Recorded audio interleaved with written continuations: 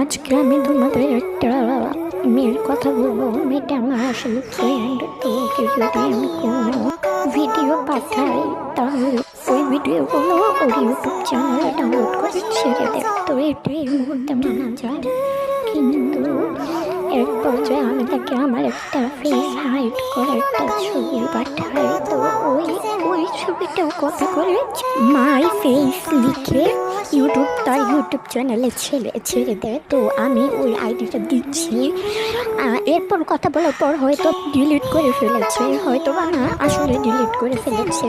এই আইডিটা তোমাদের দেখাচ্ছি, 1 মিনিট। তো এটাই সেই আইডি। আমি বড়তার হাটের মেন নামটা দেখাচ্ছি না। তো এই আইডি অনেকগুলো ভিডিওই আমার।